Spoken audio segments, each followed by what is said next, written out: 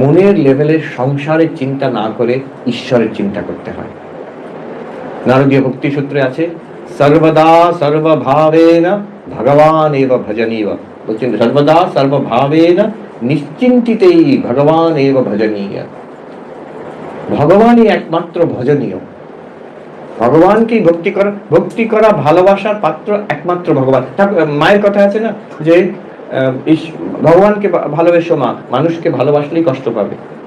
তাহলে কি মানুষকে ভালোবাসবো না? না না, মানুষকে ভগবান দেখছি, ঈশ্বর তাদের হৃদয়তে আছেন, ওইভাবে ভালোবাসছি। সবাই আমার গোপাল, সবাই আমার গোপাল, সবাই আমার ঠাকুর, এইভাবে ভালোবাসতে হয় মানুষকে। বলতে নেই, তারা ভাববে পাগল। মনে মনে ওই ভাবটা রাখতে হয়। যে আমরা দেখি, আমি জয়নিং তার আগের থেকেও দেখছি যে মহারাজরা এত বড় বড় কাজ করেন অথচ এত শান্ত, এত আনঅ্যাটাচড, নিষ্প্রিয় কি করে থাকতে পারেন? এই দুটো কারণের জন্য। একদিকে হচ্ছে যে নিজের স্বার্থ নেই, তাই জন্য কোনো টেনশন নেই, বড় বড় কাজে কোনো টেনশন নেই।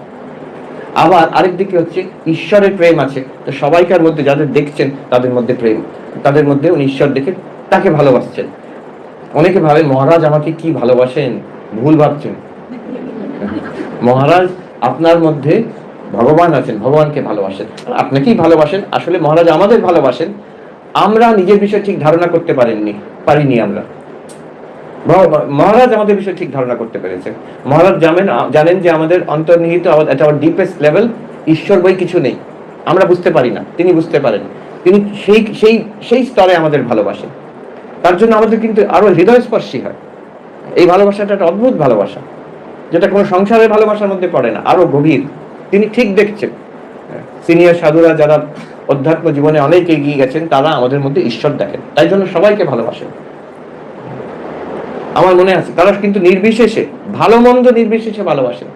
আমার এখনো মনে আছে, আমি যে আশ্রমে আমি যোগদান করেছিলাম, একজন ব্রহ্মচারী মহারাজ খুব উৎপেতে, আমরা সবাই তার বিরুদ্ধে হয়ে গেছিলাম, অনেক ঝামেলা করতো।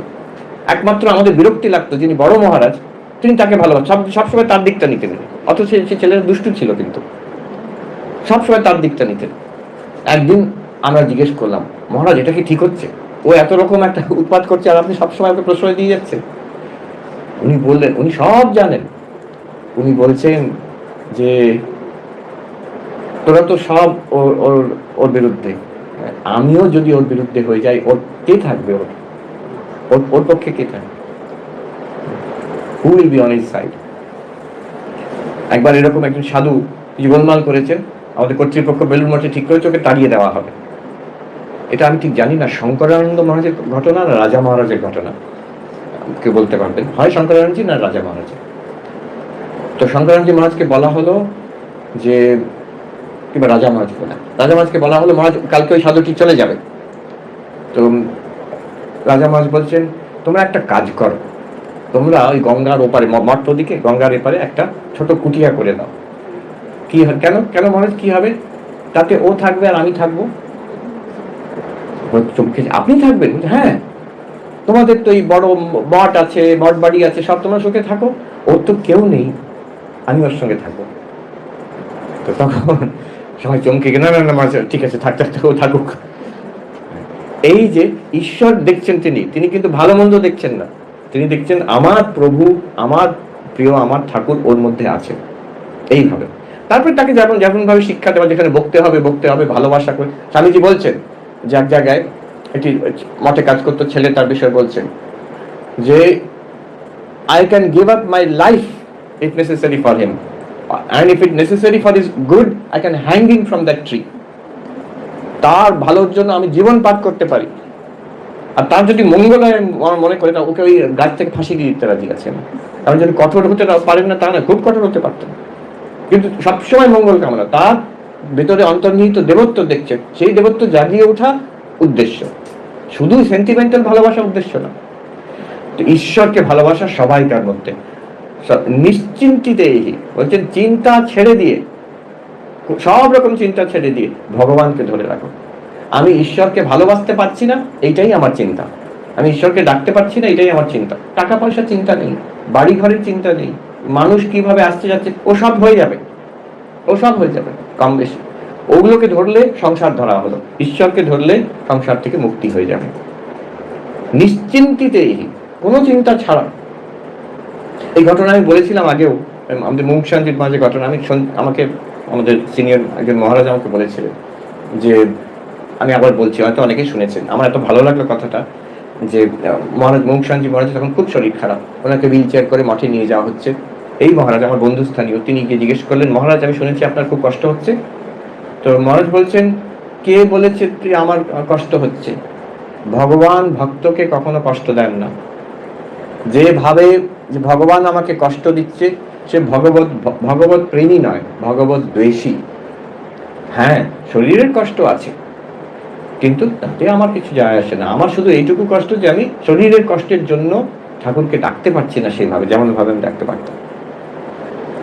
এই দেখুন, আমি সঙ্গে সঙ্গে মনে হলো বেদান্ততে পঞ্চদশী নামক যে গ্রন্থ, বেদান্তের একদম সেই গ্রন্থতে একটি চ্যাপ্টার আছে, সেটার পুরো চ্যাপ্টারটাই হচ্ছে জীব সৃষ্টি আর ঈশ্বর সৃষ্টি।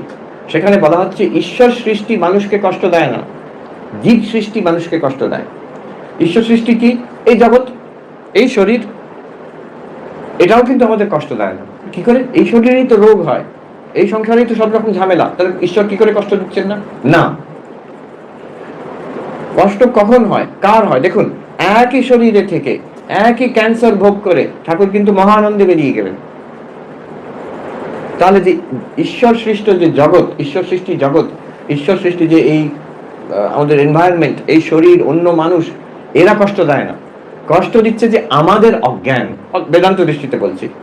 আমরা ভাবছি আমি শরীর, আমি এই শরীরে বেঁচে থাকবো, হ্যাঁ, আমি সুস্থ থাকলে ভালো, শরীর অসুস্থ হয়ে গেলে আমি অসুস্থ হয়ে গেছি। এটা কিন্তু আমাদের অজ্ঞান। এই অজ্ঞান কেটে যারা বেরিয়ে গেছেন, ঠাকুর, হরি মহারাজ, আবার মুমুক্ষুশানন্দজি একই কথা বলছেন ভক্তির দিক থেকে।